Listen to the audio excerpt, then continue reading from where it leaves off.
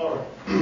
What we're going to do now, and really for the rest of the semester, we have the several sessions we have left, is we're now going to switch from talking about the crisis itself with all of its causes and nature and consequences to solutions. In other words, what is to be done about this? What did Mr. Bush and his administration do when he was president? What is the Obama administration doing now? What's the logic? What are the problems? And what alternatives might there be? Either because alternatives in the sense that in other crises in the United States and elsewhere, other measures were taken that are not being taken here. What about those? How do we explain that they're not being taken here this time? And finally, some suggestions of alternatives that you don't hear about, but that ought to be discussed too, because there really are other ways of dealing with this problem. At the very least, they ought to be discussed, and they're not being, and that's a contribution I can make to this. Okay. And these are some of the things we're going to need to talk about. Don't get worried about this. I'll go through that. It's not at all complicated. So the question is, first, what is the strategy, in a sense, that is being used? And I'm focusing on the United States, because that's what I know and that's where we are. I'll make some comments from time to time about how the Japanese or Europeans or others are trying to cope, but it's really about the United States. What is the strategy that is being used? And I put it in the singular, the strategy, because with all due respect to Obama, it isn't all that different what he's doing from what Bush did. And you'll see that as we go along, so I think it's reasonable for me to say to you that there's a strategy here. And this strategy, and this is something that we talked about at the beginning of the semester, this strategy goes by the name of Keynesian economics. That's pretty much what it is. And Keynesian economics, in the broadest sense, means that the government steps in big time.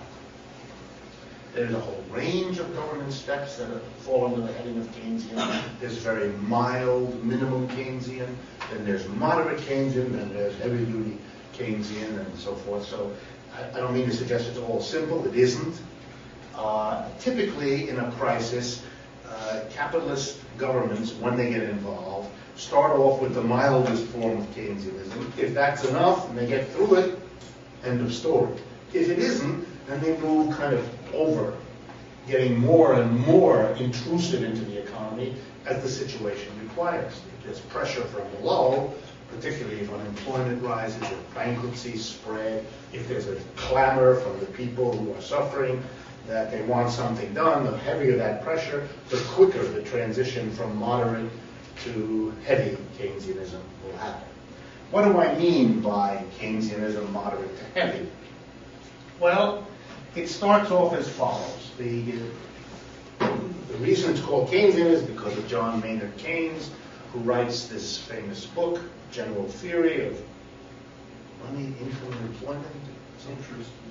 Interest is in. Everyone calls it the general theory, and you can look it up under that. John Maynard Keynes, 1936, in the depths of the Great Depression, he's British, writes this book and really basically says, and it's a bombshell when he writes it, he basically says the conventional ideas of economics are wrong. The preface, the opening section of that book, read that. It's really stark how he says to the economists of his time, this idea, he says, that we had, and he includes himself, because he was that which he is now criticizing, he writes, this idea we had that a private enterprise economy, a la Adam Smith, as if led by an invisible hand, will produce economic growth, general prosperity, and a kind of balanced economic thing, that was wrong, he says. It's a real mea culpa. We were wrong. And he says, I can show, and he does that, how and why a private enterprise economy using markets as the mechanism for distributing resources and goods, can and will regularly get itself into trouble. And by trouble he means it can and regularly will produce bouts of very severe unemployment.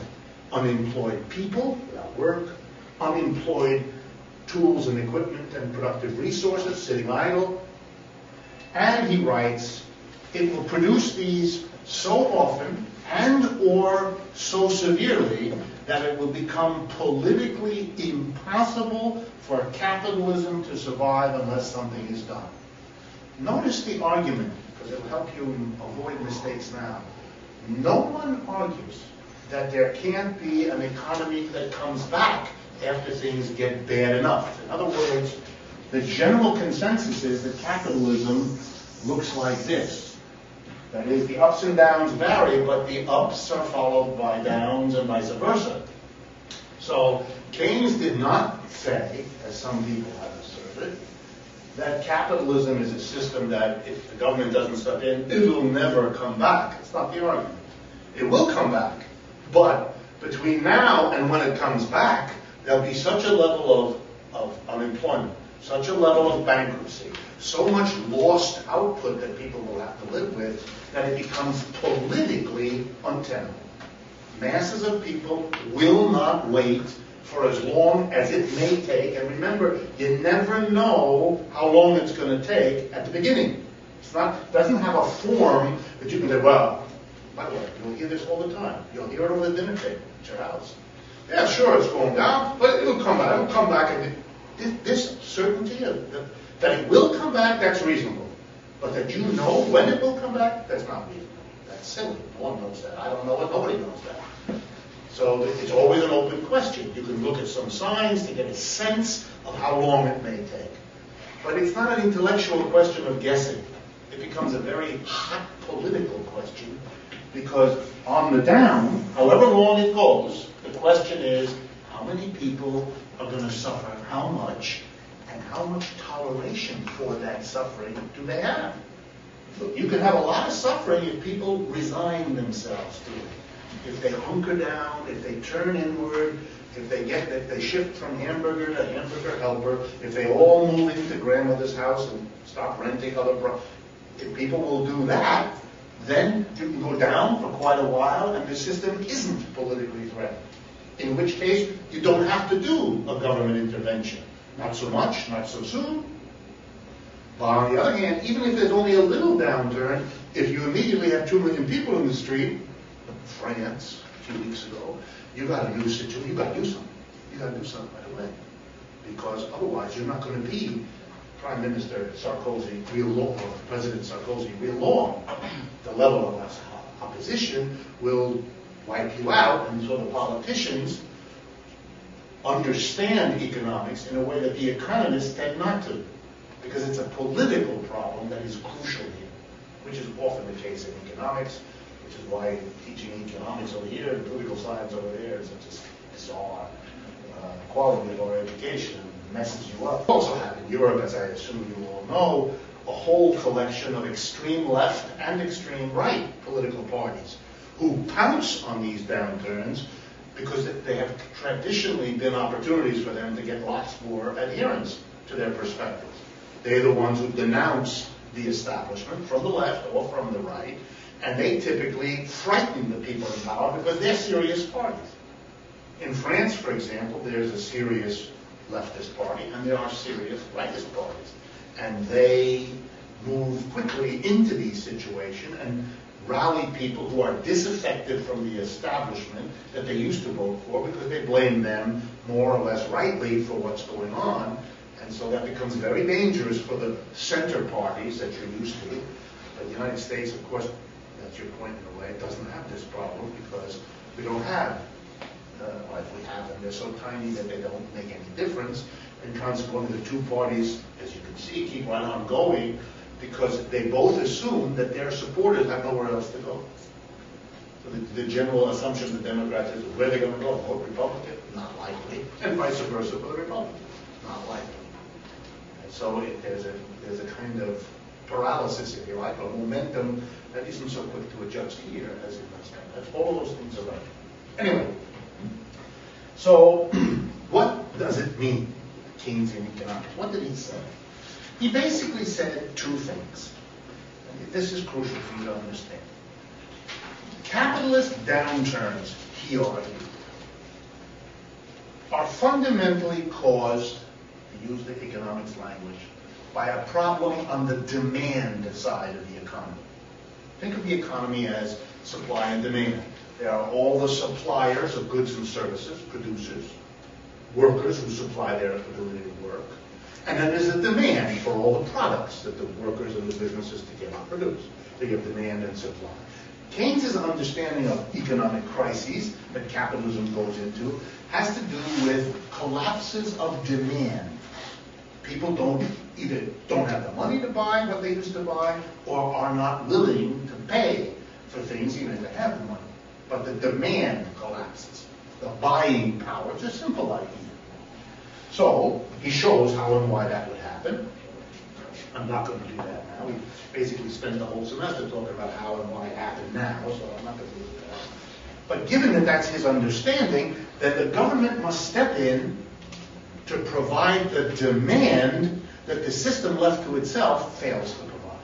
The private enterprise market system fails, hits a rock, falls apart, and the central idea he has is there's not enough buying going on. Not enough buying by individuals, and not enough buying by businesses as they buy raw materials, equipment, tools, and all that. So the government is going to step in. Here comes the punchline. The government is going to create the demand that the private sector is incapable of creating in a crisis. And how is the government going to do that? Two ways, basically. One of them is by manipulating the monetary system of the economy. Manipulate money. The government does this, Keynes explains, because it is, after all, the monopolist of money. Right? The government is the only thing that prints and circulates money. If you print it and circulate it on your own, they're going to throw you into jail. Right? You're not allowed to. No business is allowed to. No individual is allowed to. Nobody's allowed to. It's a government monopoly, so they have a nice fever over this. And so what the government does, Keynes said, is it should manipulate the monetary system to boost demand. That's the plan. Make people buy when they otherwise wouldn't or couldn't. And how do you do that in the monetary realm? Two things. You pump money into the economy. You literally print it if you have to and inject it into the economy. Or you borrow it and inject it. A lot of ways of getting it, but the point is not how much you get, it's the pumping it in. And the second way you manipulate the monetary system is you lower interest rates. You make it cheaper for people who don't have the wherewithal to buy to borrow and buy. And you do that by lowering interest rates. It's not a complex idea. The hope is if you lower interest rates, that homeowners will take out a mortgage because it'll be cheaper. You'll buy a car more quickly because the interest rate being lower, your monthly payments are reduced. Businesses that were thinking of expanding but didn't have the money can now go borrow at a lower rate, and people are likely to do so. So in other words, the first plan is for the monetary authority to increase the supply of money, increase the amount of money in circulation, and lower interest rates. So the government is now going to get in there and do that. Who is responsible? The central bank, the authority in each country that controls the money supply. In this country, in the United States, it's called the Federal Reserve. That's why you read so much about the Federal Reserve, because it's a key, typically a key player in the Keynesian program for how to deal with a crisis. Get in there, lower interest rates, and pump the economy full of money. And that's what the Federal Reserve has been doing both under Bush and under Obama. And I'm going to show you how a little bit later. That's the big plan, and that's classical. That's what they're supposed to do. That's what they did do in every economic downturn we've had over the last 15 decades. That's what the Federal Reserve did, and it's doing it again. At this point, the only difference is some unique ways of doing it and the amounts of money, of stupefying. That's bigger than in the past, and with some interesting wrinkles, which I'll tell you about. But the basic program, the basic game plan is tradition.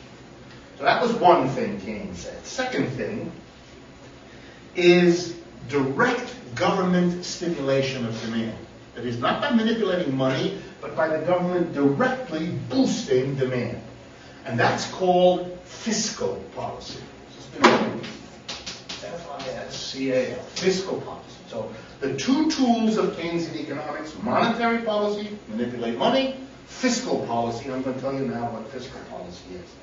Fiscal policy is not something that the Federal Reserve has anything to do with. They just deal with money. So fiscal policy is done by the president, or in our, that is the top political authority. And in our country, the president delegates that to the Secretary of the Treasury. So it's the job of the United States Treasury to carry out fiscal policy, and it's the job of the Federal Reserve to manipulate the money system. That's why the two people you will see in the news more than any others are Mr. Gaitner, before it was Mr. Paulson, right, coming from the, Gaitner and Paulson from the Treasury, fiscal policy, and Bernanke from the Federal Reserve, monetary policy. Those are the two heads of the two agencies whose job it is to undertake Keynesian policy. Yes? Well, where would you put in those two things the stimulus package? That's fiscal policy. But this was done in Congress, no?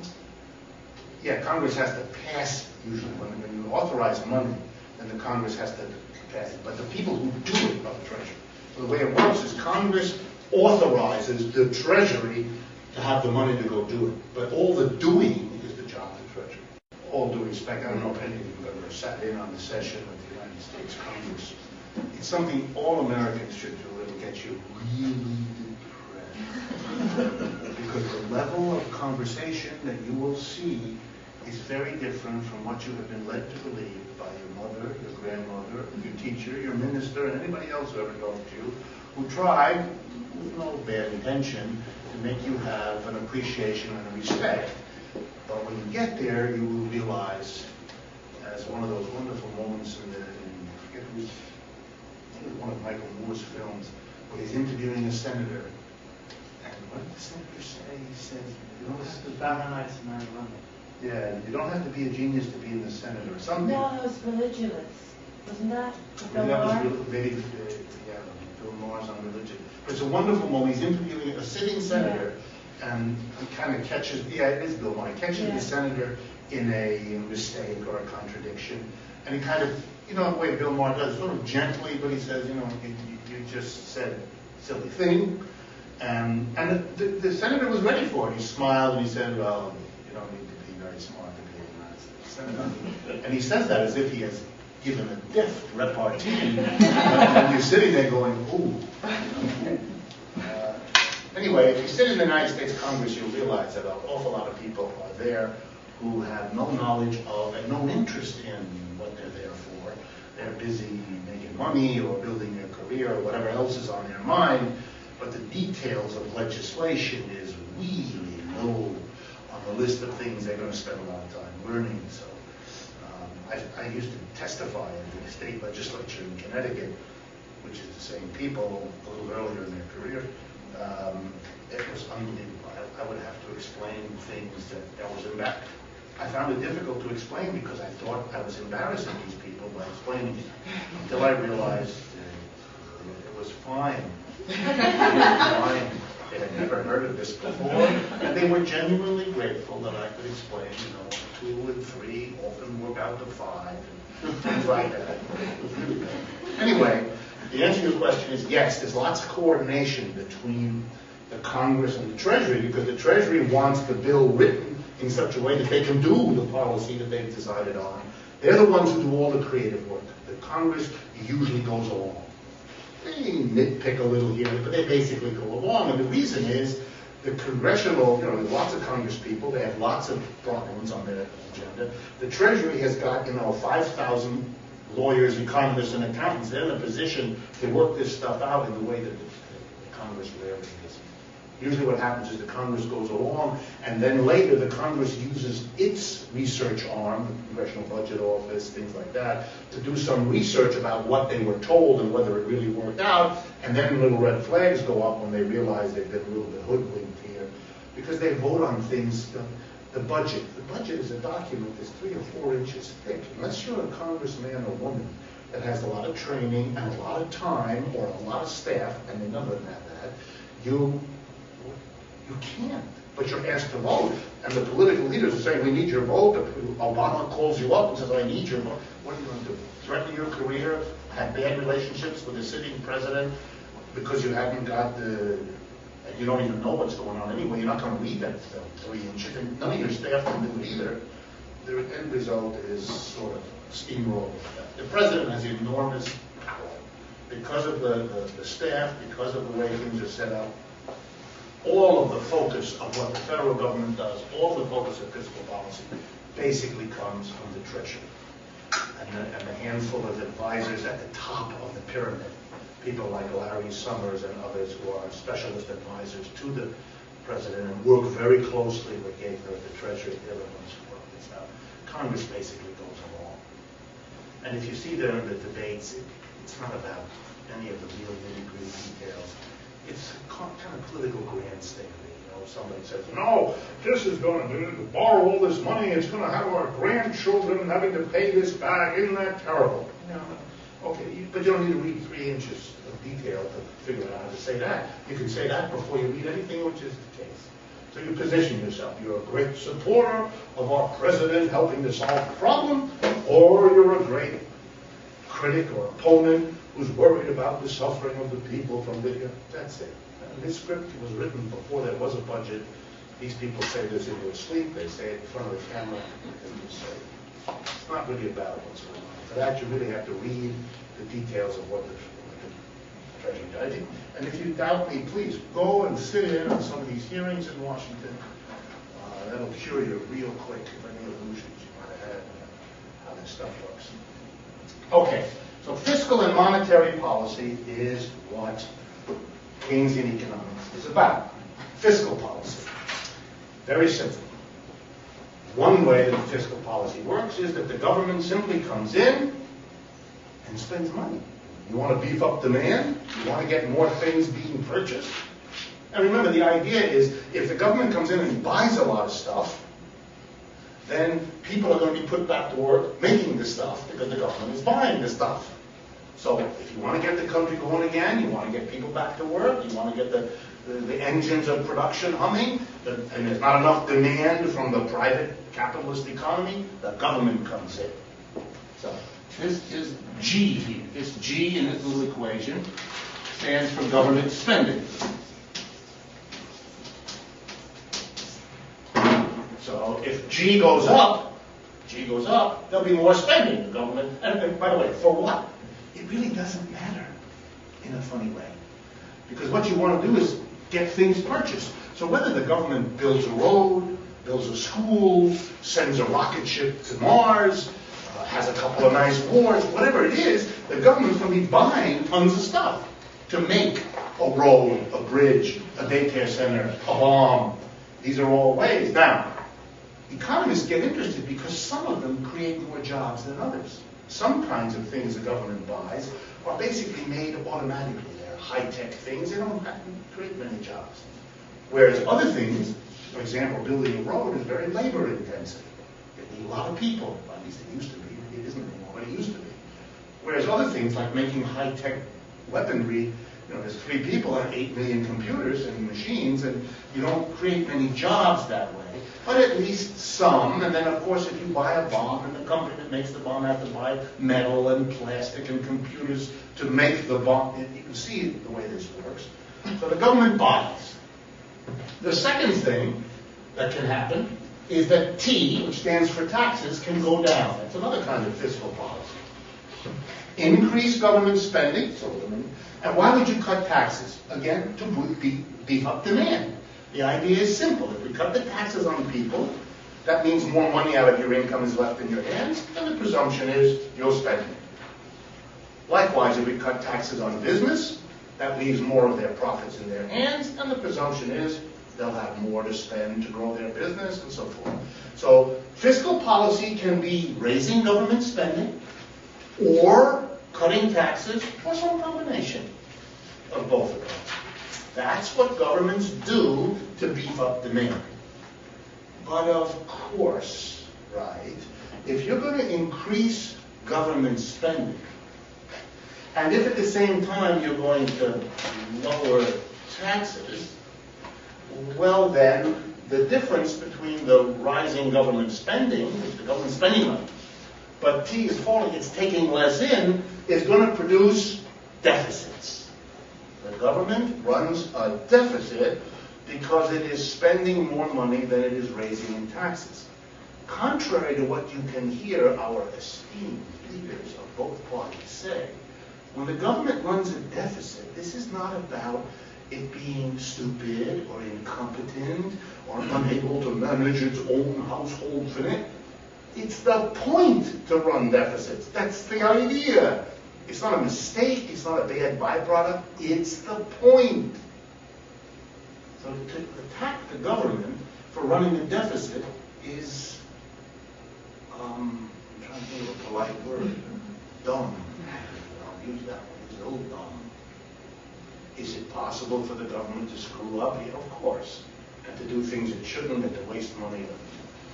Possible for the government? Of course it is. But the kinds of deficits we mostly see, for example, the one now, is a deliberate action that has been developed by Keynes in the 30s and followed by most governments ever since, when there's a downturn, for all the reasons I just went through. It is not some error or some failure. It is the point. So fiscal policies designed to boost demand as a way to respond to a crisis is typically what happens in capitalist economies. And obviously, if what you're spending is going up, because that's what you should do, and what you're taxing is going down, because that's what you're supposed to do, then how is the government going to get the money to spend more while it cuts taxes? It has to borrow it. It borrows the money. That's called financing the deficit. That's all the words we need. You finance the deficit by borrowing, because that's what enables the government to spend more while it taxes less. Since spending more and taxing less is fiscal policy, it runs a deficit which has to be financed by borrowing. Who do you borrow from? Anybody who will lend to you. It can be domestic, your own people. It can be people or governments or enterprises in other countries. And the United States borrows both, at home and abroad. In recent years, it's been borrowing a lot abroad because Americans either don't have or don't want to lend to the United States government. Notice it's all voluntary, right? And the government borrows. It offers to pay interest if you lend to it. And either that succeeds or it doesn't. Something we're going to come back to because it's actually very important moving forward. Okay? So that's fiscal policy. Let's now go back to do monetary policy. Why? Well, the mildest form of Keynesian economics is to do just monetary policy. That's where they always start.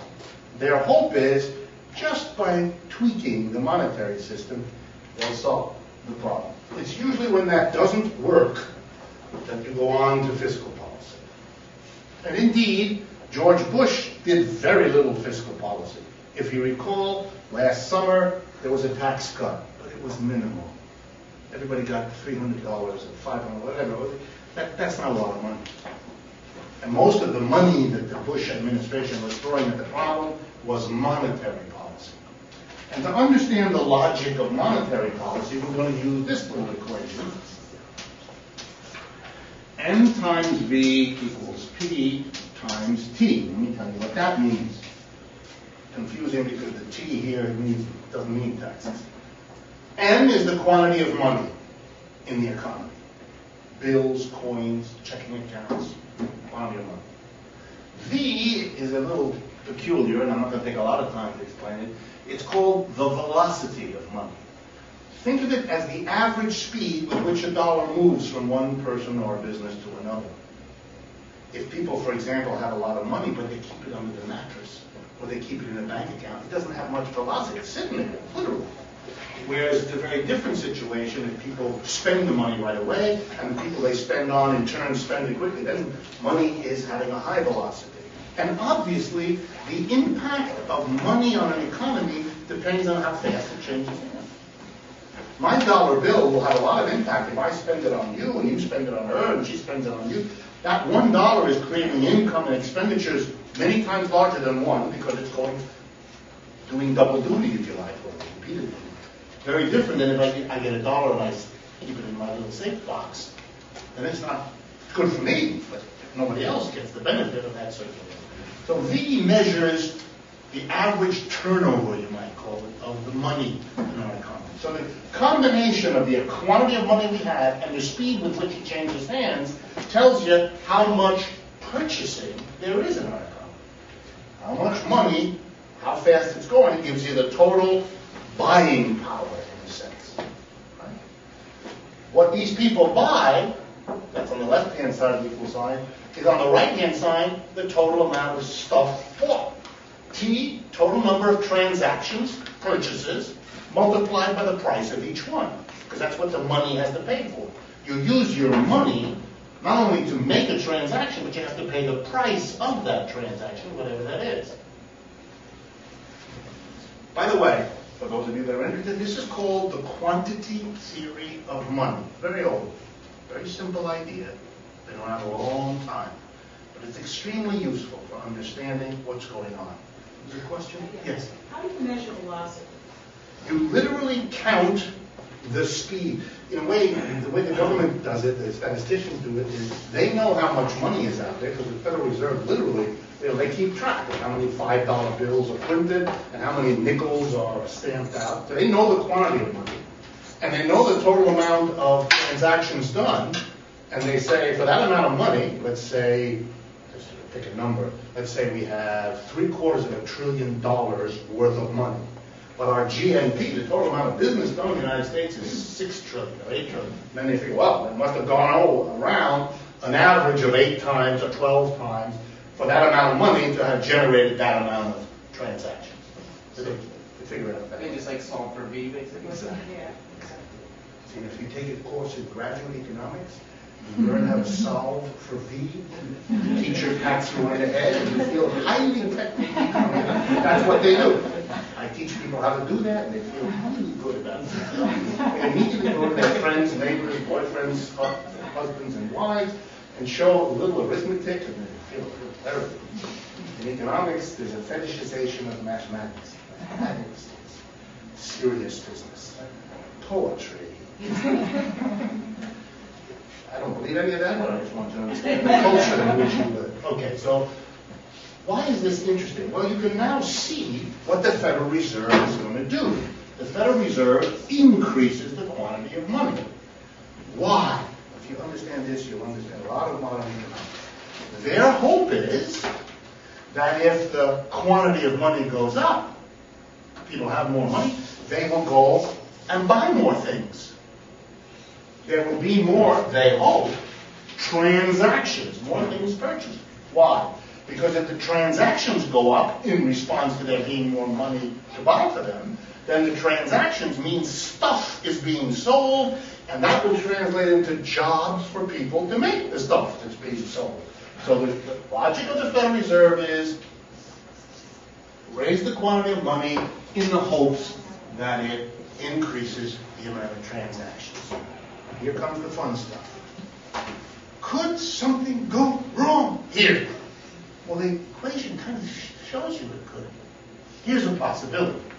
If there's an increase of money, but the people who get the increase of money hoard it, put it in a safe deposit box, put it in the mattress, keep it in an account, then the V goes down. That's how that's expressed. And the rise in M is neutralized by the fall in V, and there's no rise in transactions. Is that also if they use it for debt, or is that considered to go back into the cycle? No, that'd be good. If you solve it with debt, then it's not circulating in any way that has anything to do with transactions in the sense of buying goods and services. That's right. Then it just circulates around inside the bank. It literally goes from your account to the bank's account, to whoever the lender. But the money literally doesn't move. It's just an accounting system. So you can see here a risk in any monetary policy that boosts upon your money. It can be neutralized. The government can fail to achieve its objectives if the institutions that get the money act in such a way to lower the V, then there's not going to be. Why is this interesting? Because that's what's been happening for the last 12 months. The government keeps pumping money into the system, nothing's happening. We don't have an increase in transactions, we have a decrease. You know why? Because the increase in money is more than offset by a cut in velocity, which means this is actually going down. There's an awful possibility. If you know algebra, if this goes up, but this goes down more than this goes up, then this has to go down too, or it can go down. By the way, there's another option. Here's another thing that can happen. If money goes up, but the velocity goes down because all the money is hoarded, it might not be that transactions go down. It could also be that prices go down. That's another way for the algebra to work out. In other words, as there's less money actually looking for goods and services, we have the same amount of transactions, but the prices go down. A deflation, that's called. A deflation. I hope it wasn't deflation. And there are lots of people who are worried that we're about to go into a spiraling down of prices. And why? Because the fear is if prices start to go down, all kinds of businesses will go out of business because they've made expensive investments in tools, equipment, and raw materials, paying high prices, and now when it comes to sell, a year later, having used all that expensive stuff, you got to sell at a lower price. The profit is wiped out. You can't stay in business. So a deflation is usually very nerve-wracking for businesses. Yeah. Well, the causality also could be in the way that as demand is less because V goes down, P goes down to try to induce demand. Sure, that's another thing. I mean, it's not so much induced demand, but think of a business that has a big inventory. As prices start to go down, it freaks out because the prospect of further falls in prices, the value of the inventory that they paid for at a high price is literally disappearing on them, and the incentive then is sell it quick. Cut your price a little now so you don't have to wait 6 months and then you have to cut it big time. You see that all over New York now with apartments. Right? People are realizing, if I own a co-op or a condo or something, everybody is saying correctly that the prices of these things are now going down in New York and going down fast. So people who are thinking of selling, sell sooner. Because the sooner you sell, the less the decline will have hurt you. So people who are buying houses at the same time are holding back. They understand, why do I buy now? If I can live with grandmother another 3 months, the same apartment's going to cost me $50,000 less. So the buyers stop and the sellers rush. That's a precedent. That's a class. So it can be a race between let's throw more money out there to try to stop prices from going down. Exactly. That's right. You might throw money, not even expecting more transactions, just you don't want that to happen for fear of what that will do. So if prices are starting to go down because things are tough, you throw money in, not so much to get it to go up, but just to keep it flat. There are people who believe that the Federal Reserve right now is pumping money into the economy for just that reason. But then they've given up on getting that done. They're willing to live with the rising unemployment in America. Why? Earlier discussion. There's no opposition yet. There's no rumbling, at least not much of it, from below. So they figure they can live with rising unemployment, but they're terrified of a deflation. So they're pumping money in to prevent that from starting in a big way. And by printing it more than borrowing, and that for that purpose, right? In this case, well, good question. The problem is to explain it requires them to explain how the Federal Reserve works, so that's going to take a little time. The Federal Reserve is constantly doing the following. It prints money and injects it into the economy. The way it does that is it buys bonds from individuals and companies and governments. For those of you who remember, that's some economics called an open market operation. You may have learned about that. Okay. But when the Federal Reserve wants to pump money in, they buy bonds from the public. So, for example, you could do that theoretically. At least you have a bond, something the government owes you. You lent to the government 5 years ago. You sit on a nice treasury bond. The Federal Reserve comes to you and says, I want to buy that from you. So then, if you're willing, you give up your treasury and you get cash from the Federal Reserve. The cash you put in your bank account. That's more money in the system.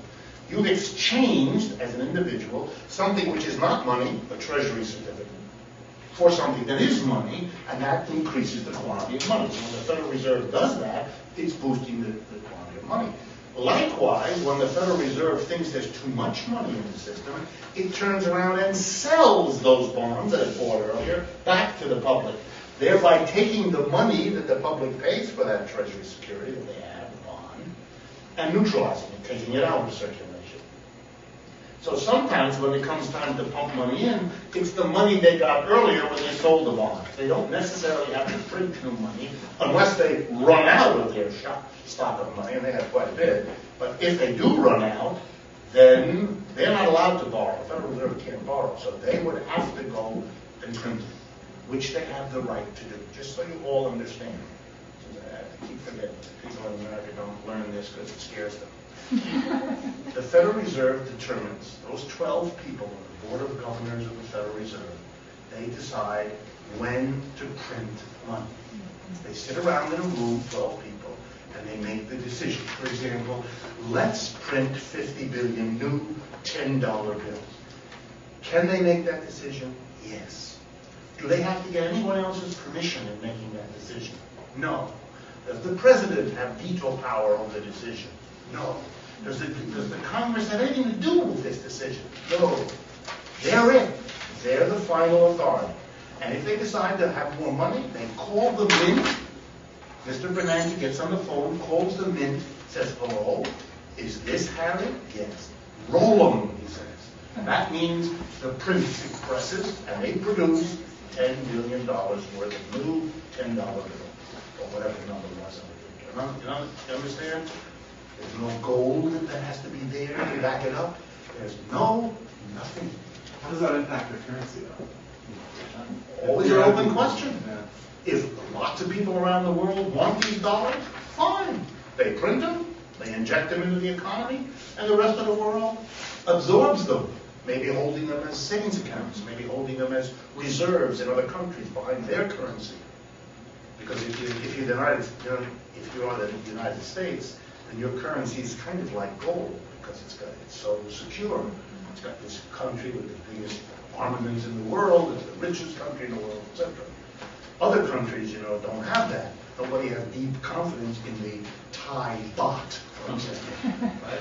I don't mean to single them out, but nobody does. And so if you want anyone in the world to use your baht currency, you have to promise that you have something, in case they don't want it anymore, that they can trade in that baht and get something they have belief in. Otherwise, they won't touch your currency. It'll be like a hot potato.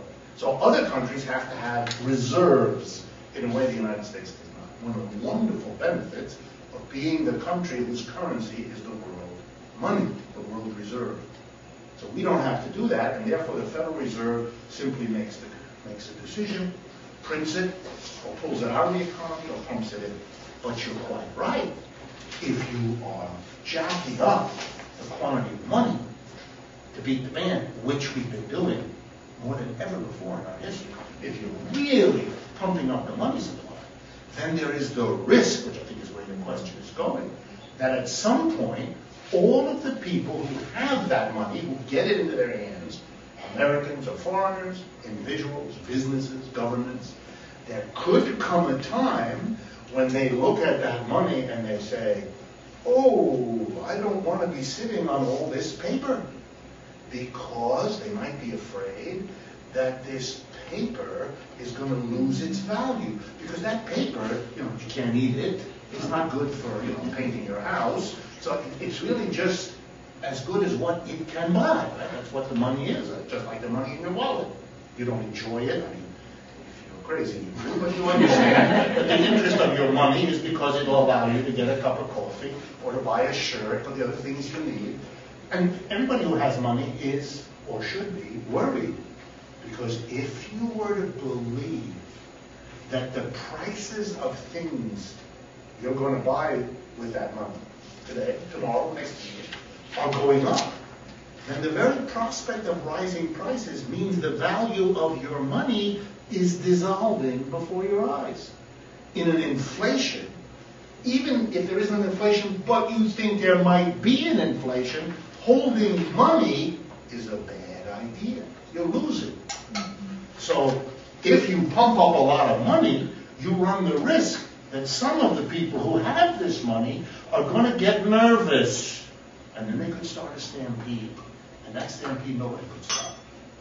All it takes is for 12 Nigerians, 14 Panamanians, 127 French people to say, oh, I don't want to hold the dollars I have. I'm getting rid of my dollars.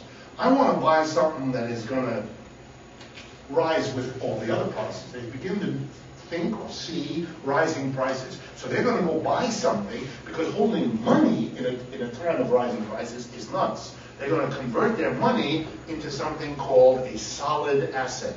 Something they hope will go up with the level of prices, which money never does. So they'll buy things like gold or oil or some scarce materials, maybe even land, figuring it'll go up. But dollars become the thing you want to get rid of. At that point, once it starts, everybody who has dollars is looking at rising prices and quickly dumps their dollars, which makes the inflation go worse, which freaks more people out, and it becomes a fire, a kind of a conflagration. And we've had many examples in history, including modern history, where this happens. The Asian crisis, right? The Asian crisis that has happened. The most spectacular example that I usually give is Germany in the 1920s. I think I mentioned this one. Between 1920, middle of 22 and 1923, Germany went from, I don't know what it was, 6 Deutschmark to the dollar to 4 trillion Deutschmark to the dollar. Can you imagine? In Germany, you can see bills that were produced by the German government at that time, which looked like a bill for 1,000 Deutschmark, stamped. This is now 10,000. Then stamped again. This is now 40. They didn't have time to print the things, so they just, that's a crazy inflation. But it had unbelievable social consequences. I mentioned to you before, but I'll tell you again. In that situation, what happens to a German middle class, every one of whose families had saved money year by year for decades, over several generations, and had saved money in cash. In a matter of months, that cash, the whole reserve of the family, the traditional German bourgeois family, or working class family, that counted on having something to fall back on if someone got sick, if there was an injury, that was worth nothing. The money had become effectively worthless. And they went crazy as a people. And they elected Adolf Hitler a few years later. You know, and not that always has to happen, but sure, every German I've ever spoken to makes a direct connection that one, not the only, but one of the key causes of Germany kind of going nuts there in the Hitler time was because they were all freaked out. They had lost World War I. The Kaiser, it's a word for Tsar, the Kaiser of Germany had abdicated in 1918 and was immediately replaced by a socialist government. And that was a little too much for the German middle class. And then, icing on the cake, 3 or 4 years later, all their savings are gone. They went nuts. They went crazy as a people and looked around for who to blame and decided it was communists and Jews and the rest of the rest of the story. But it's very dangerous. But yes, that can happen. But don't think of it, don't be automatic in your thinking. In other words, there's no, you'll hear it often said, well, we're increasing the quantity of money and therefore we're going to have an inflation. Stop. An inflation is if there's prices are rising. Usually it means more money is chasing goods. But if more money is produced and more goods are produced, there's no inflation. The extra money simply goes to buy more goods at the going price.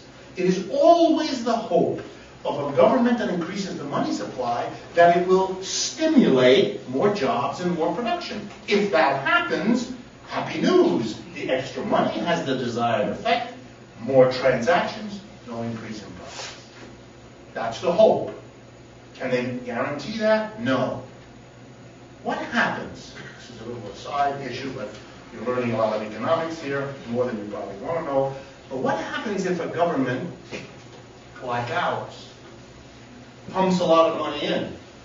And let's suppose the unwanted thing happens. You're concerned. This extra money starts being used to buy stuff. Remember, in America now, we're increasing the quantity of money while we're laying people off. We're actually producing more money and less goods. So there is a reason to be worried that, the potential, not the actual, but the potential for inflation is certainly being stoked up. And now let's suppose it happens. The inflation begins to go. Well, is the government powerless? No.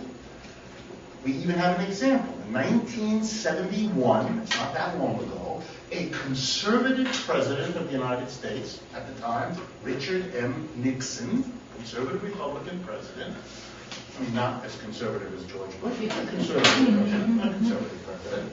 Here's what he did. He was faced with this situation. Money going up, prices beginning to go up. He didn't want that. He wanted to be able to pump the money in and not have it be going in the direction of higher prices.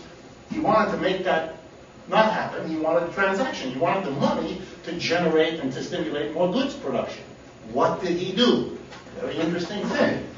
He did something which capitalist governments often do. He declared a wage price freeze. August 15th, 1971. I actually watched his speech on television that night, which, looking at many of you, is something you couldn't possibly do. Anyway, what did he say? Very interesting. This conservative Republican president, standing in front of the cameras, looks into the cameras. He was not photogenic. In fact, looking at Richard Nixon, you appreciate whatever else you can say about Bush and Obama, they sure look better than he did. Anyway, he stands there, looks into the camera with that sort of sour, used car salesman face that he had, and he says, really interesting, he says, as of tomorrow morning at 8 o'clock, any business in the United States that raises its price, I will arrest you and you will go to jail. Any union or worker that demands and gets an increase in his or her wages, I will arrest you and you will go to jail. We are freezing wages and prices. That's fantastic because it means now the government can pump more money in. So there's not going to be any inflation because they arrest you if you raise the price. Nobody's going to raise the price. Business is over. So the prices are effectively frozen. Well, if M goes up, assuming nothing happens much here, if this is frozen, that will go up. Right? Because if you think of it very simply, if I give all of you $1,000 in cash, right? And I say, okay, I'm going to give you this money, but on one condition. I want you to go out, run around the blocks around here, try to avoid the cops, and go buy something. Go buy something. Right? Suppose I did that. Then all the shopkeepers, they hear about this quick enough. They go, wow, all those new school students have more money in their pocket. They're going to come into my store. They're going to buy clothing. They're going to buy food. They're going to buy whatever. I have two choices, as all businesses do. I can either say to them, oh, go to prices, right? I can do that to you. Or they can say, I'm not going to raise my prices, but I'm going to order from my supplier a lot more stuff because all the extra money these students have, they're going to buy more stuff if the price is the same. That's all businesses always have that choice. More stuff at the same price or higher price for the same stuff, right? Or some mixture of that. But the government changes all that when the government says, no, you don't have that. Now every businessman is going to do what? Knowing that there's more people coming with more money. And he can't raise the price. He's going to order more stuff. That's the only way to take advantage of the fact you all have more money. That's the same thing. More money is pumped in the economy. Everybody can come to spend more. The businesses are not allowed to raise the prices. They'll order and sell more stuff with the money they can. But for that to work today, wouldn't they also have to say that we can't spend it on our debt? Because the money could get pumped in, right? and they could freeze wages and prices, and we would spend all the money on our debt. Yeah. And then this would it collapse. still be a compromise. That's So they right. would have to That tell would- wage prices and They'd have to work on that too. That's right. How long did that last? a lot of rules. Then it immediately becomes a fantastic struggle. Think of it politically. You can enjoy it. By the way, this happens all the time in many countries. It happens more often in many other countries than it does in our own. I picked the American example because I want to focus on the United States. And there have been calls to do that since 1971. They were not heeded. One of the reasons was the minute you set this thing in, as Nixon did, the fighting begins. And you can see why. I'll give you an example. A company purchased last week or last month a whole bunch of stuff to go into production based on their assumption that they'd be able to raise their prices 4%. You just killed it. You just wiped this business out. Through no fault of the businessman or woman didn't do anything wrong. They were doing their usual thing, but they just happened to do it in such a way that this law, so those folks would come and demand an exemption. So let's suppose the government gave them an exemption because this was really discriminatory against them. Yeah, but now comes everybody else who wants an exemption. And if they figure out how the first one got an exemption, they can, how should I say this politely, redate their invoices to make their situation look like that too. That's called creative accounting. And you hire an accountant who helps you with this, right? The businesses aren't stupid. Everybody, now the unions come and say, wait a minute, you're giving an exemption that's making things cost more. It's not fair to limit our wages. Don't let them go up if we're actually fair. So we want exemptions too. For example, we agreed 6 months ago to forego a wage increase to help the company out, and they agreed in return to give us a 4% increase next week. They're telling us this can't happen. Well, we and the employer made a deal based on something. This is going to help the employer big time and screw us. We want an exemption. So there begins to be a mounting political storm as all the forces on the side of business and on the side of labor try to get out from under the limits of this kind of thing. Yeah. What people should recognize is that inflation was pretty severe. Very severe. It was in 1971. Yes. I mean, I remember. That's why it was done. Yeah. That's why it was And done. the milk went from 40 cents to over $1 in a year. That was when you were beginning to get the oil shocks and so forth. Things were beginning to really heat up. By the way, one of the key reasons, notice the year, 1971. We had been at war in Vietnam for about 6 years at that time. Johnson, Nixon were the presidents of the war, during the war period. They faced the typical problem of a political leader in wartime in a capitalist economy. How do you pay for a war? Vietnam is about as far away as you can get from the United States. It's an extremely expensive place to have a war. Right? You got to get all the equipment, all the troops halfway around the world. You got to feed them there and house them and all that. It's very, very expensive before you even get to the combat costs, which are enormous. So this was an extremely expensive war involving, I believe, about 500,000 American troops with them, about 500,000, something like that. So you're talking a huge expense. So the question was, how was this going to be paid for? Well, the government has two ways to do it. Either taxes people to raise the money to pay for the war, or it doesn't. But the opposition to the Vietnam War, which eventually brought it to an end, was mounting in the United States from the beginning, bigger and bigger. The American people were, let's put it nicely, split about this question.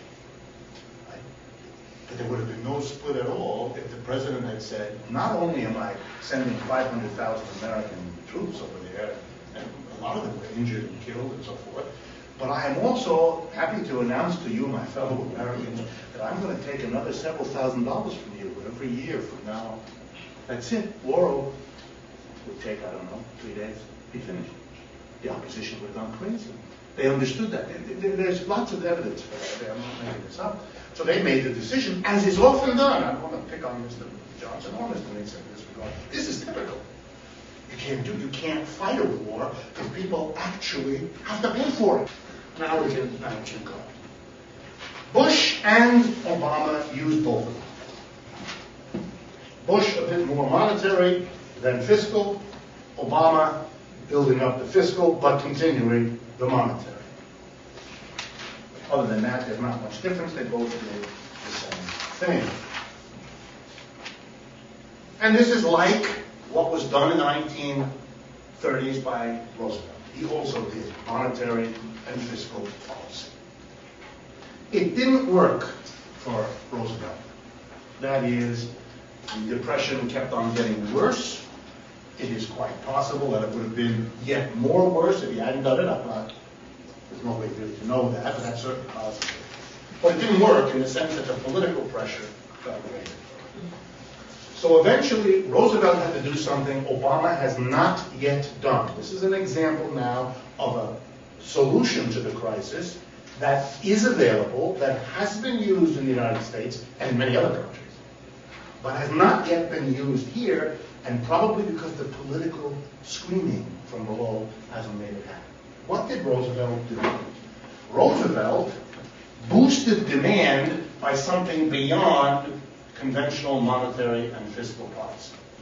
He directly hired people.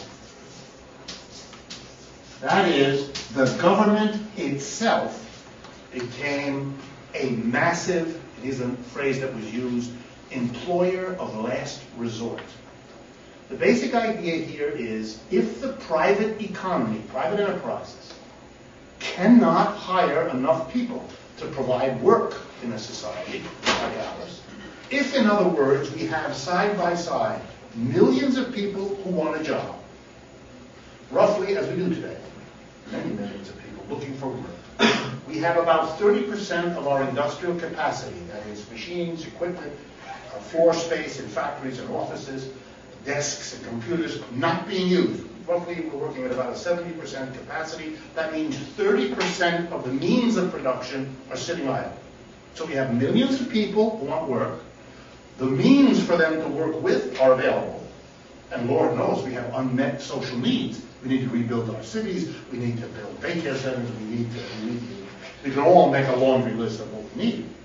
So we have needs that are not being met, people who want to work, and all the equipment and raw materials for them to work with, but we don't get them together. That is the most profound indictment of an economic system one can think of. Why do you have an economic system? It's to not have that. I mean, that's the job of an economic system, to put together the people who want to work and need to work with the social output that those people could produce if you have the capacity to produce it. We have it. We have the capacity, we have the people, we have the needs, and they sit there staring at each other, the needs, the capacity, and the people. Nothing is happening. That's a very serious problem. You can't long continue that way. Even with a population very unused to thinking this way.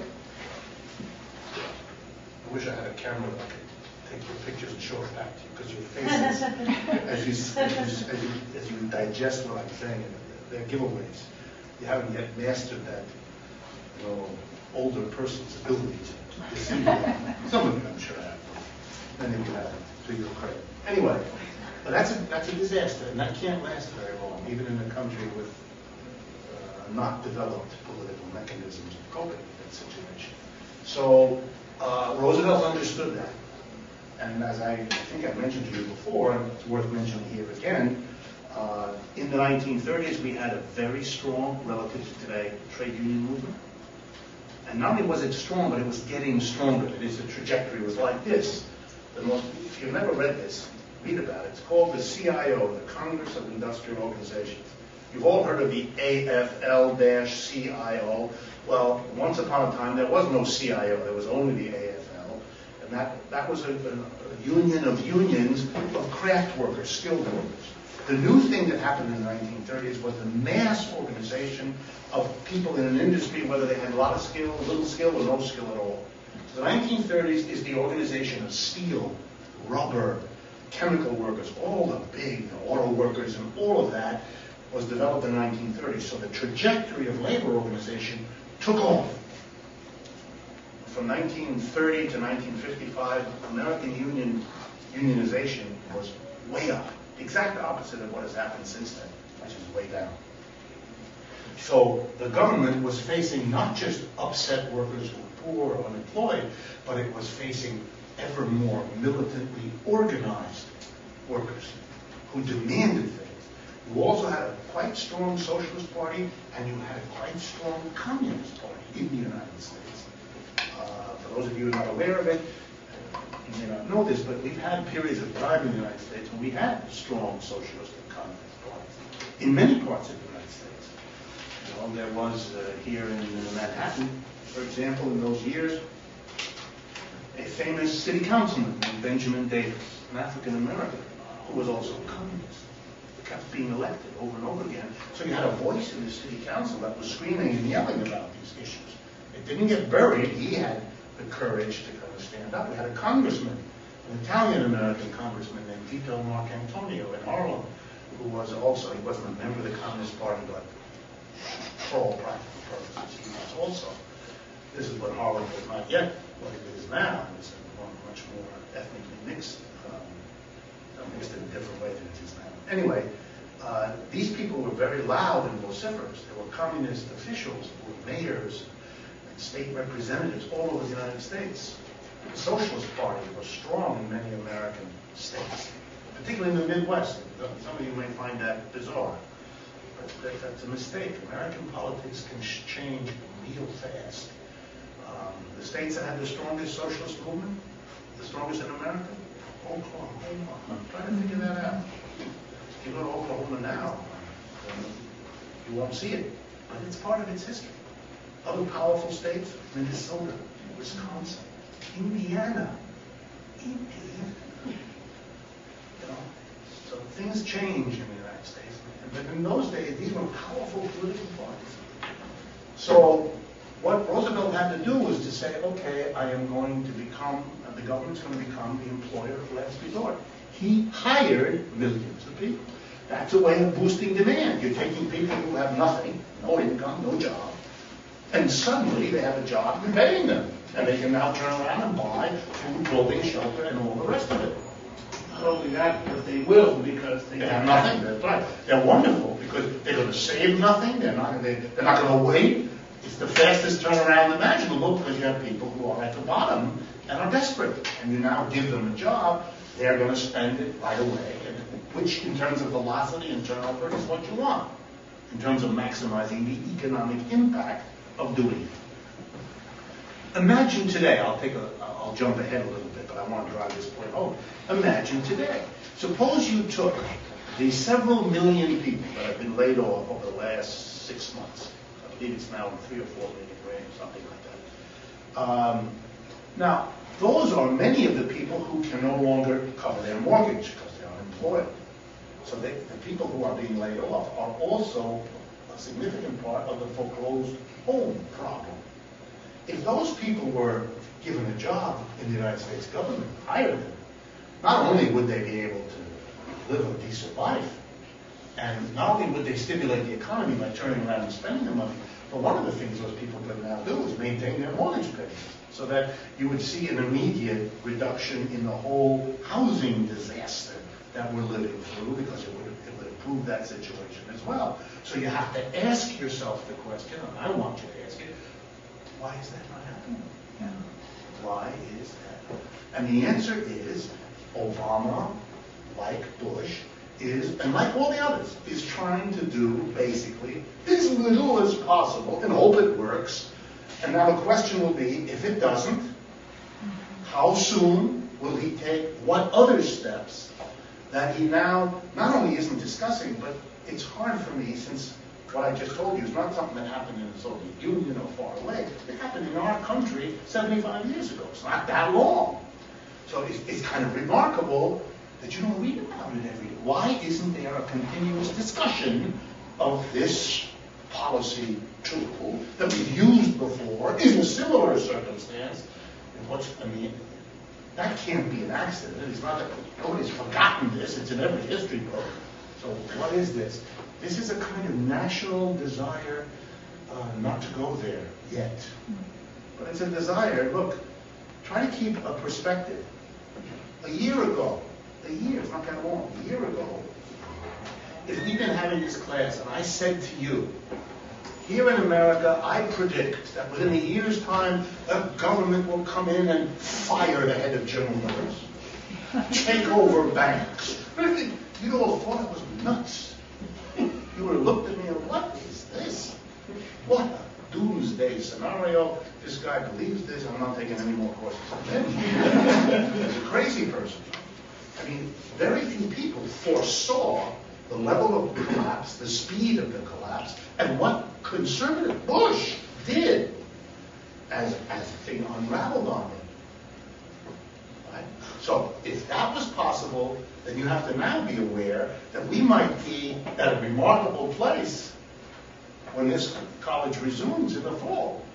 When we've had another 5 months or so, whatever it is, before we reconvene here in September, things that we are just beginning to think about, as I'm trying to lay them out for you, may become everyday news by that time. And I wouldn't be surprised at all. Yeah. What was, during the 1930s when this was actually happening, what were some of the common oppositions to that type of policy? Oh, there were many. There was a standard one, which you were already getting. I mean, some of you are noticing that the Republicans are increasingly referring to Obama as a socialist, or that what he's doing is. You had the 1930s. That sounds kind of strange now, given that we don't have socialism in this country. We barely have something. They're very tiny. We know it. So it sounds a little off when you hear it now, which it should. It's off. But in the 1930s, it was much less off because there were socialists all around. Socialist parties, socialist movement, socialist newspapers. That was part of everybody's life, certainly here in New York. There were loads of them. So he was attacked for that. This is socialism. And remember also, that's a more scary proposition because in the 1930s, there is this country, the Soviet Union, over in Europe. And here's the thing about the Soviet Union. In the 1930s, when the Great Depression hit, and the United States and France and Germany and England all had big unemployment, the Soviet Union didn't have any unemployment, which made it look like socialism wasn't so bad. Here's the Great Depression. They don't seem to have it over there. They have keeping everybody working. Everybody's working. And so it meant you had a socialist movement and a communist movement, and they pointed to something that looked like it was working, but that's scary. So people who were nervous about socialism had a lot more to be nervous with than people today, for whom socialism doesn't look like a big scary event or place or anything to worry about. So the people who are attacking Obama, like the ones in the Great Depression, have less to work with on that game than they had in the 1930s. That was one. The second one was a very more powerful one.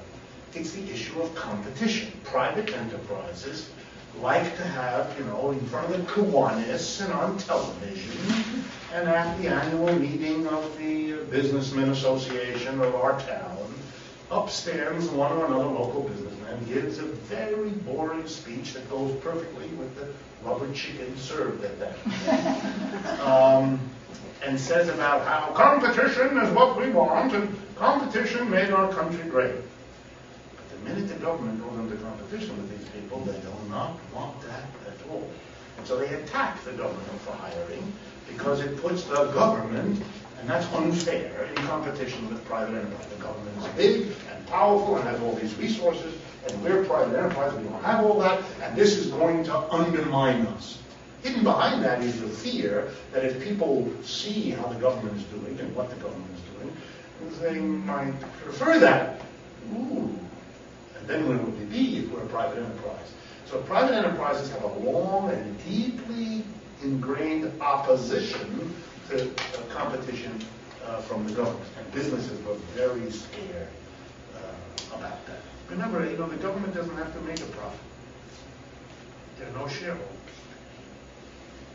So whereas the price of a private enterprise has to pay for the materials and pay for the labor and produce a profit. If the government is running, it just has to pay for the materials, pay for the labor, end of story. That's an interesting idea. Might make everything cheaper. Ooh, let's not go there. If you're a private enterprise, you don't want this. So he had a lot of opposition. I do not mean to suggest that when Roosevelt did it, it was all clear sailing and no problem. Not at all. There was lots of opposition, ideological opposition, competitive. He had a struggle. And there were people who hated Franklin Roosevelt, worked against him ceaselessly. You know, he was a Democrat. The Republicans were the place where you had that. And they were Despite also, he was very careful to try to do things, to pay people less than average wages, and to do things that private enterprise wasn't doing. Exactly. He was very It's careful. one of the ways that governments, when they act this way, try to limit that opposition. That's exactly right. They try to be non-competitive. They try to pay lower wages. Why? Because they don't want the people to run away from the private job and come to the public job. So they pay lower wages, which of course makes the people with a government job pissed off. They're doing just as much work, working just as hard as in that private enterprise. Why am I not? You know, this is trouble. This is tension. And the other one, which is even more impressive, is they try to go into producing things that there is no private company doing. You know, for example, providing low-cost daycare. Nobody does that. There's no money in it. So if the government does it, it's not going to undercut. But of course, if there's a high-cost daycare privately, they could feel aggrieved even by that. So then you try to find something that, you know, literally nobody's doing. And of course, one of the popular ones is for the government to go into the business of war. Because nobody is in the war business, except our enemies, right?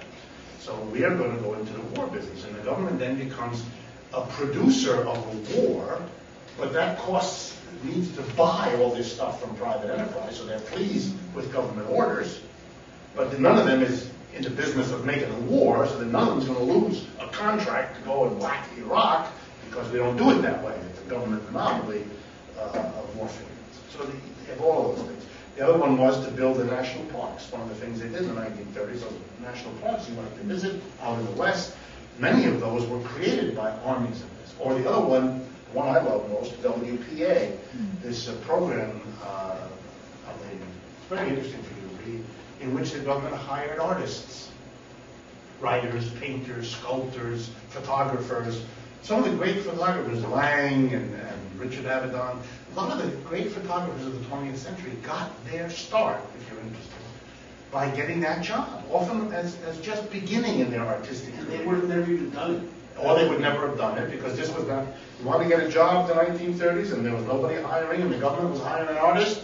Hello, I'm an artist, right? Because you got a job. So that's exactly right. People, and they tell the stories. You read some of the greatest painters and others who got their start by becoming interested. That was only a vague interest of theirs as a high school kid, because there was now work.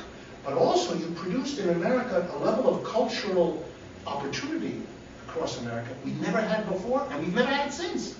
Theater troupes all over the United States, in little towns and villages, because the government paid them, and the government said, okay, we're not paying you to be a theater troupe. Go out and put on plays. And then the idea, because it was a kind of a democratic spirit at the time, the best and most important thing is put on plays where people have never had a live troupe. They don't have any idea, no one has ever done that in their community. Large parts of America have never had an opera in town, or a theater in town. You know? They maybe had a rodeo, or they maybe had, traveling amusement park, but they've never had this kind of stuff. And many Americans got exposed to artistic and cultural activity in ways that they've never had seen before. It was a very popular, very exciting, many of America's greatest artists, Norman Rockwell, many whose names you know, that's how they got their start, that's how they got their fame, and that's how they became household names in the United States, because the government basically had created a subsidized cultural program. So are you saying that I'd like to know all these things, except war, can be done today, despite the fact that, for example, the debt of an average American is 140% of his family income. Back then it was 20%. That's right. Sure. And the global economy is very complicated with EU, Latin America, OPEC, Russia, China, all that. Still could be, absolutely could be done. Those are different things.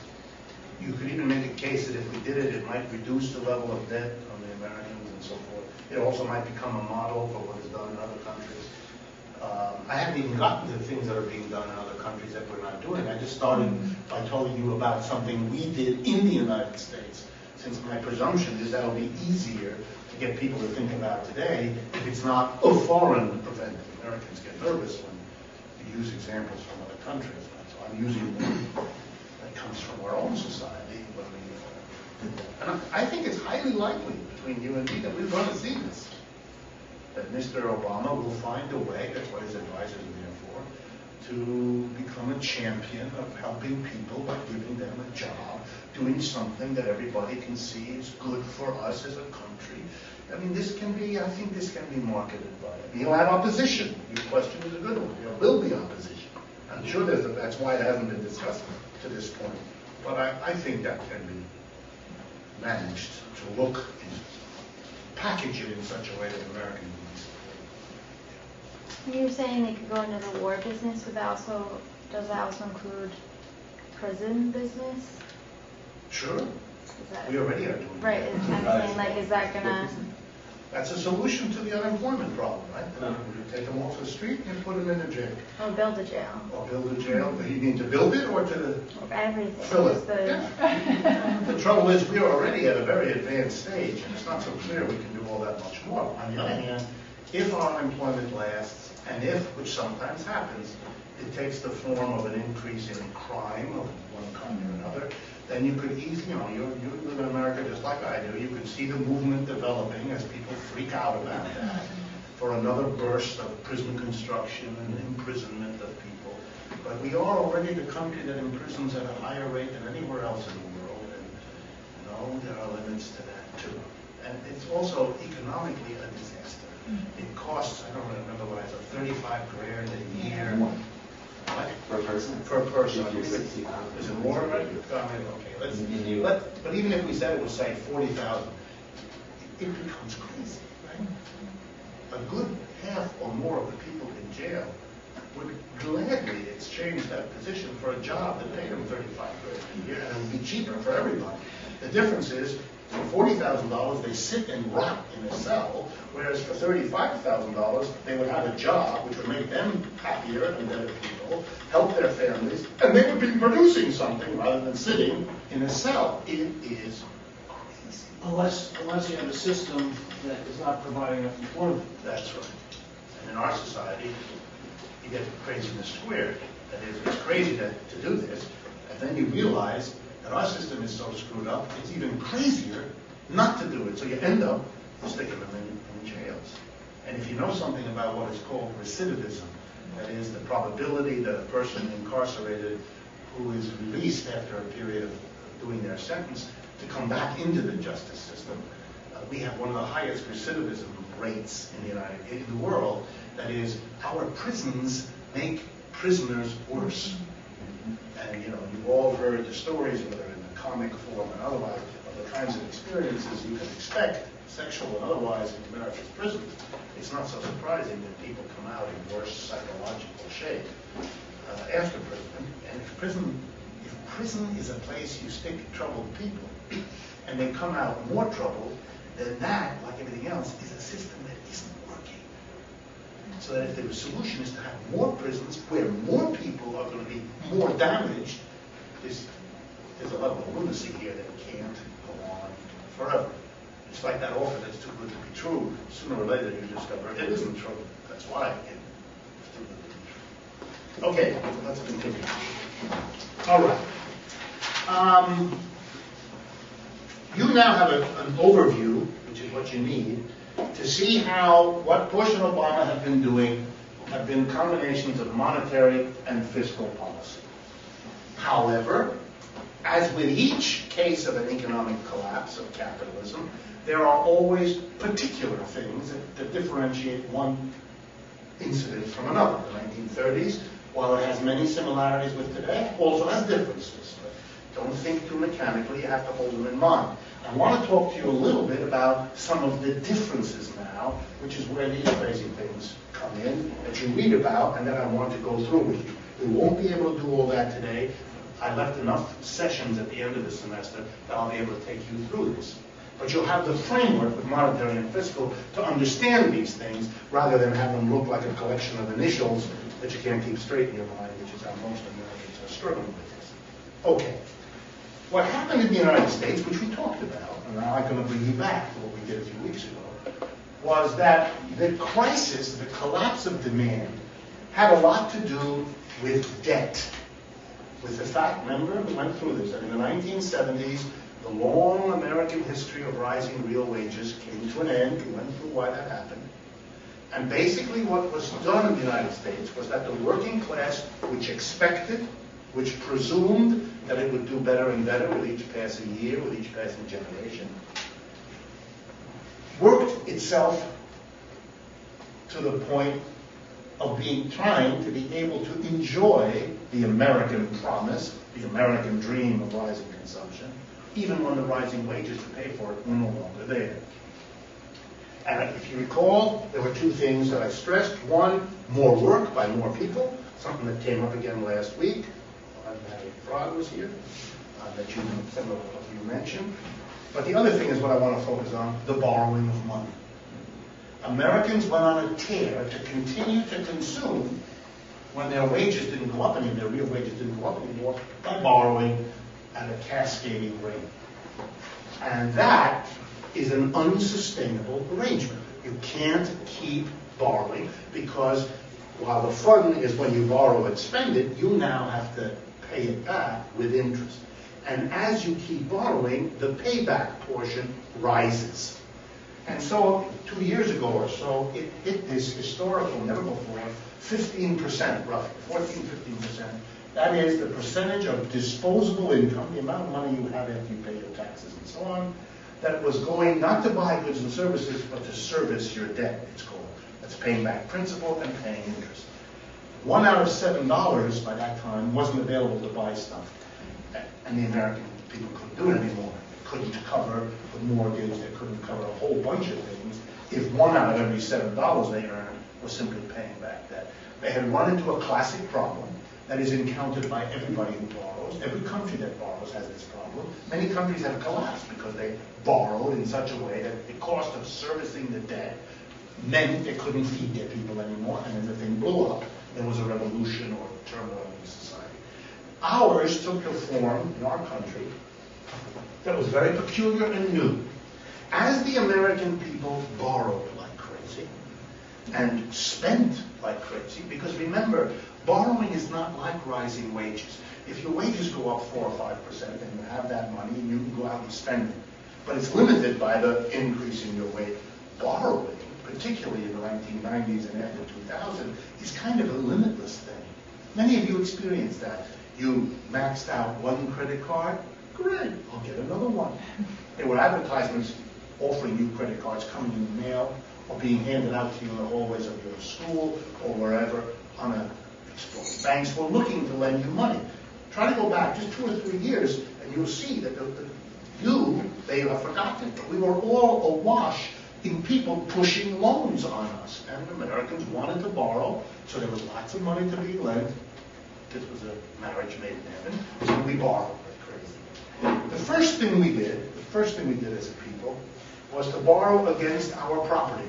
And that's understandable because a lender doesn't want to lend to us, the working people of America, unless they have some security, some collateral, something they can get in the event we punk out and can't pay back. And the only thing Americans have that anybody wants, basically, is their house, their home. It's the only property that most Americans have. And secondarily, if there's anything else that we have, it's our automobile. So the two big things are the apartment and the automobile. And both of those were used as collateral. That is, Americans who didn't do this before, but starting in the 1970s, Americans stopped paying for cars and began to buy them on time. That's when many of the modern gimmicks of car purchasing were developed. When you pay over 4 or 5 years, a monthly payment. And so that's a debt you borrow. If you're not familiar with what you're actually doing when you buy a car in the United States, is a bank is lending you money. You never see it because the bank lends you the money but immediately gives it to the car dealer. So you actually don't see it, but technically it's a loan for which you are responsible. So you have to pay back to the lender over 4 or 5 years, a monthly, which covers both the return of the principal that was lent to you and given to the car dealer to buy your car, plus the interest that's carried on that. And it always happens. Give me 2 more minutes. So what Americans did is they began to borrow a huge amount of money on cars and homes. Okay? And that wasn't so unusual, except the scale of it was. But what was really unusual was a new gimmick in the United States, which I talked to you about, but which you're now going to see shapes the crisis and the response of the government. The lenders discovered that they could make more money making these loans for your house, for your car, if they could turn around and resell the loan to somebody else. It turned out that all over the world, people who had money, governments, businesses, and individuals, would rather see their money in the United States than anywhere else in the world. We're the richest country, we're the most powerful. To make a long story short, it's the safest place to keep your money.